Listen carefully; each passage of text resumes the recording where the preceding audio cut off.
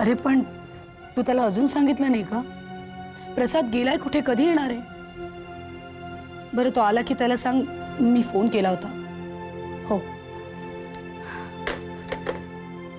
कुठे गेला असेल हा?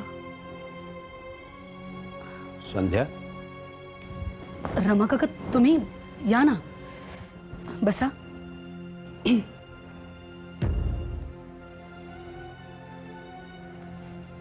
कुणाशी बोलत होतीस फोनवर? प्रसादशी. काका तुम्ही हे बघ मी तुझ्यावर पोरी कुठलेही आरोप करत नाहीये, पण वस्तुस्थितीची जाणीव करून देणं हे मी माझं कर्तव्य समजतो. कसली वस्तुस्थिती?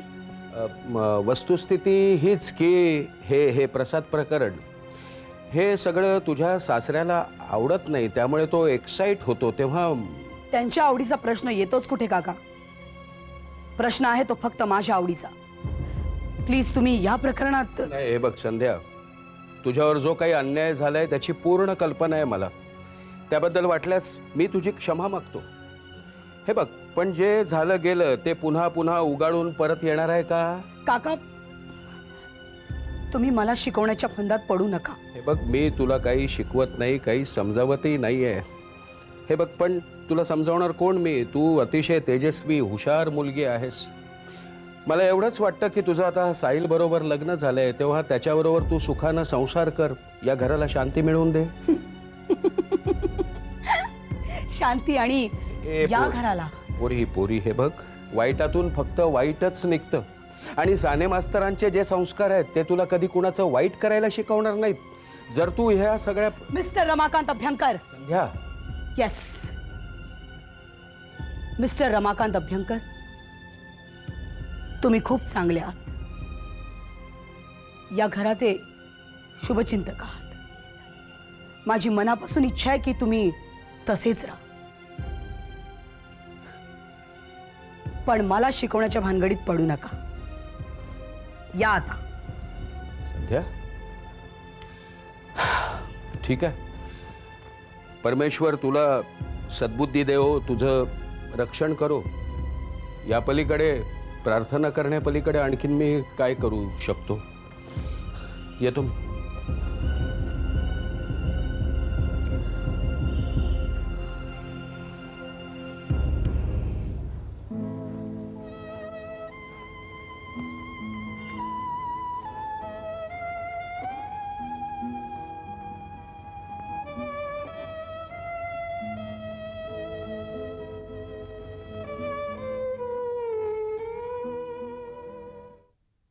Hello.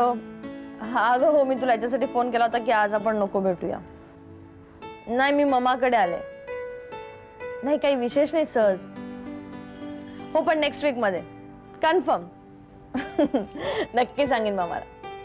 Of course my mom is great. Okay, पण कन्फर्म आहे नेक्स्ट वीक. बाय.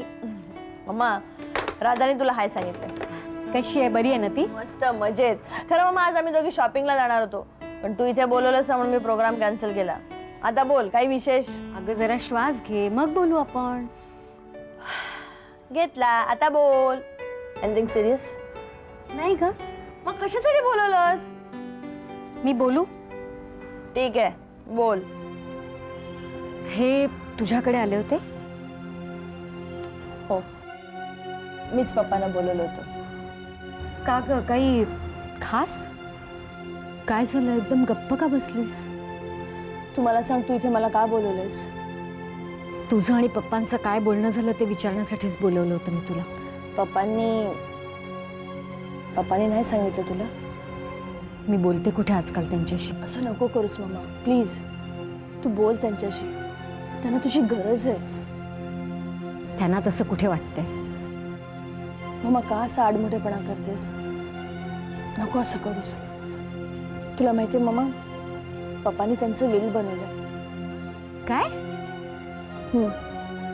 मला ते तसं म्हणाले. मम्मा का गप्पायस? बोल ना. हे बघ, त्यांनी विल इच्छापत्र केलं हे ऐकून घाबरण्यात की घाबरट मीही नाही आणि तूही नाहीस. पण मम्मा, आजच्या बॅकग्राऊंडवर थांब, मला आधी बोलू देत. बोल. हे बघ, नंतरचे तमाशे टाळण्यासाठी माणसानं नेहमीच विल करावं. आणि तुझ्या पप्पांचा कारभार एवढा मोठा आहे की त्यांच्यासारख्या माणसाला तर विल करणं आवश्यकच आहे. मम्मा, तू एवढं प्रॅक्टिकल बोलतेस? थांब थांब, आता मध्ये बोलू नकोस. हे बघ, त्यांनी इच्छापत्र केलं त्याबद्दल माझं काही म्हणणं नाही. त्यांनी कुणाला काय दिलं त्यातही मला काडीचाही इंटरेस्ट नाही. मला मला फक्त एकाच गोष्टीचं वाईट वाटतंय. आत्ताच तू म्हणालीस ना की त्यांना माझी गरज आहे, पण इच्छापत्र बनवताना किंवा इच्छापत्र बनवण्याचा विचार करताना त्यांना तसं वाटलं नाही. अगं पण मम्मा, थांब, ते पूर्णपणे मोडलेत असं तुझं म्हणणं आहे ना? मग पूर्णपणे मोडलेल्या माणसाचं डोकं इतकं चालू शकतं? एवढं म्हणजे केवढं? म्हणजे आपण इच्छापत्र करून ठेवायला पाहिजे हे त्यांना सुचू शकतं? तुला म्हणायचं काय मम्मा? पप्पा ढोंग करतायत? थांब, असा वरवरचा विचार करू नकोस. असा उथळ विचार करायला लागलीस तर मला कसा सल्ला देणार का तू? सल्ला? त्यासाठीच बोलवलंय मी आज तुला. मम्मा, मी तुझी मुलगी आहे, तुझ्यापेक्षा कितीतरी लहान. मी तुला काय सल्ला देणार? आज आज मला तुझ्याशिवाय कोणी दिसत नाही ग. माझी मुलगी म्हणून नाही, माझी मैत्रीण म्हणून, एक बाई म्हणून मला तुझा आधार हवाय. मम्मा, आज तू एवढी वेगळी का वागतेस? संगीता, मला मला भीती वाटते ग. भीती? कसली भीती? तू म्हणतेस यांना यांना माझी गरज आहे, पण मला वाटतं काय वाटतं? मला वाटतं की यांना कुणाचीच गरज नाहीये. म्हणजे? पराकोटीचं दुःख आणि टोकाचा संताप यामुळे सगळ्यांपासून तोडून घेतलं यांनी स्वतःला. नाही मम्मा, आपण त्यांना एकटं पाडलंय. अगं पण त्यांना एकटं पाडलं तेव्हा ते त्रागा करायचे. आज त्यांचं वागणं वेगळंच आहे. निर्वाह केल्यासारखे वागतात ना. तुलाही असंच वाटतं संगीता? हो मम्मा. मम्मा, माझं ऐक. तू तू हा अबोला सोडून दे. तू पप्पांना भेट, त्यांच्याशी बोल मम्मा. संगीता, खरंच तुला असं वाटतं? संगीता, संगीता, भावनेच्या भरात मी यांच्याशी अबोला धरला ग, पण त्या दिवसापासून माझं मलाच काही सुचत नाहीये. असं वाटतं की आपला कोणीतरी लचका तोडून आपल्याला रक्तबंबाळ केलाय. पावलं सारखी तिकडे धावतात ग, पण मन आवर घालतं. मम्मा, मनावर घालत नाही, मेंदूवर घालतं. मन अनावर होत असतं. तू भेट पप्पांना प्लीज. ताई, आज त्यांची स्थिती अशी आहे की ते काहीही करू शकतात. म्हणजे? ज्याला सगळ्यांनीच टाकलं ना त्याला परिणामांची भीती वाटत नाही ग. जीव देणं आणि जीव घेणं दोन्ही त्याच्यासाठी सोपंच असतं. मुळातच हट्टी स्वभाव आणि सतत मान मिळवायची सवय, त्यामुळे त्यांचा हा एकटेपणा त्यांना भलत्याच वळणावर तर घेऊन जाणार नाही अशी भीती वाटते मला. नाही ग मम्मा, उगीच असले वेडेवाकडे अंदाज बांधू नकोस. तू बोल त्यांच्याशी. हो, मला बोलायलाच हवं त्यांच्याशी. ते कसेही वागले तरी मला माझी भूमिका अर्धवट टाकता येणार नाही. मला बोलायलाच हवं.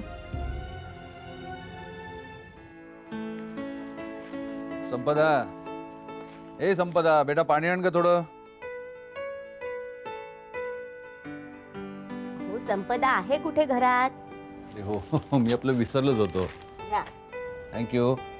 काय अनघा, मी आपली नेहमीप्रमाणे सवयीनीतला हाक मारली. उगाचच हाका मारायची सवय आता सोडा. हो, पोरीला सासरी उचक्या लागतील. हो.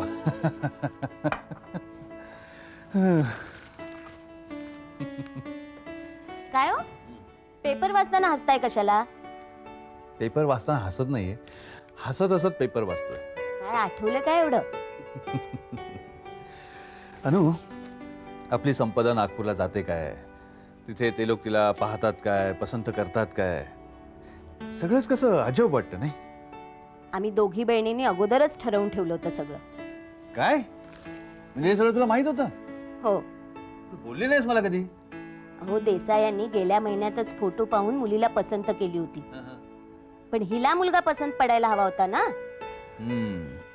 अच्छा, म्हणूनच संपदाने नागपूरला तिच्या मावशीकडे जावं अशी शक्कल तू लढवलीस तर. त्याच्याशिवाय हे सगळं शक्य झालं असतं का? तेही खरंच आहे म्हणा. काही म्हणालो बाकी हुशार आहेस ना अगदी. खाओ. अगं या कानाची बातमी त्या कानाला झाली नाही आणि आपल्या पोरीचं लग्न जमलं सुद्धा. वा.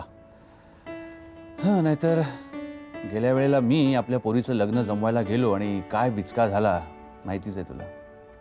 ते सगळं आपण आता आठवायचं नाही. आता फक्त आपण पुढे पाहायचं. ओके बाबा ओके. बरं आपली संपदा कधी येणार आहे परत? सुधाला उन्हाळ्याची सुट्टी लागते म्हणून दोघींनाही एकदमच बोलवलं मी. येतील पुढल्या सोमवारपर्यंत. पण काय ग नेमका IPS ऑफिसरच कसा काय शोधून काढला तुम्ही दोघींनी? अहो खरं तर साहिलशी जमलं ना तेव्हाच सुधाने हे स्थळ मला सांगितलं होतं. पण नंतर हे सगळं असं झालं आणि त्यांनी पेपरमध्ये बातमी वाचली तेव्हा पुन्हा सुधाला त्यांनी कॉन्टॅक्ट केलं. स्वतः? हो, पण त्यावेळेला संपदेने भीष्म प्रतिज्ञा केली होती ना आणि तुम्ही त्यात सामील झाला होतात.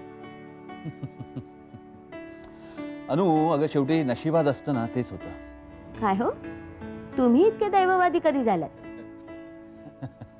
आता तुझ्या बायकी भाषेत बोलायचं तर दैवानी प्रचिती दिली ना झालं तर मग काय कधी हाकलायचं पोरीला? असं काय हो बोलता? तुलाच घाई आहे ना मग. अनु आपली एकुलती एक पोरगी आता नागपूरला जाणार आणि आपण मात्र आपलं सगळं आयुष्य तिची वाट बघण्यात काढायचं. मला माहिती हो तुम्हाला जड जाणार आहे हे बघा. पण आपण असं करू, त्याची इथे बदली करून घेऊ. असं ते काय नाक टोचून घेणं इतकं सोपं वाटलं का ग तुला? नाक टोचून घेणं इतकं सोपं असतं हे कोणी सांगितलं तुम्हाला? मला आपलं वाटलं तसं. कारण हल्ली लग्नामध्ये झाडून सगळ्या बायका नथ घालतात ना म्हणून असेल कदाचित. पोलीस कमिशनरची नजर चांगलीच बारीक आहे म्हणायची. ऑफकोर्स. त्याशिवाय का मी पोलीस कमिशनर झालो? अनु गुंडांना पकडण्याचं चॅलेंज जसं मला थ्रिलिंग वाटतं ना तसंच या बायकी नाकातल्या नथीचं आव्हान सुद्धा मला अतिशय थ्रिलिंग वाटतं. आजीलपणा पुरे करा. उद्यापासून हवं तर मीच नथ घालायला सुरुवात करते. वाह क्या बात है. नाही म्हणजे दुसऱ्या नथीकडे बघून स्वतःचं नाक कापून घ्यायला नको ना तुम्ही म्हणून. शाणी आहेस पक्की. आई गं.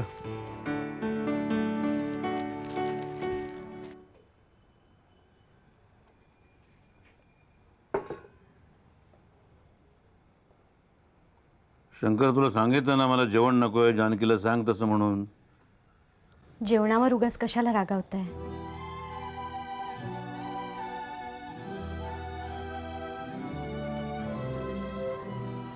जानकी तू जेवताय ना?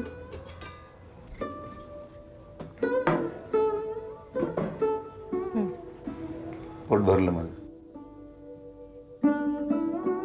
भरल्या घरात भरल्या ताटासमोर बसून असं रडायचं नाही. जेवताय ना? बघताय काय असं नुसतंच? किती दिवसांनी आली जानकी तू? कशी आहेस? मी बरी आहे. पण आता जर तुम्ही जेवायला सुरुवात केली नाहीत ना तर मी भरवीन तुम्हाला. जानकी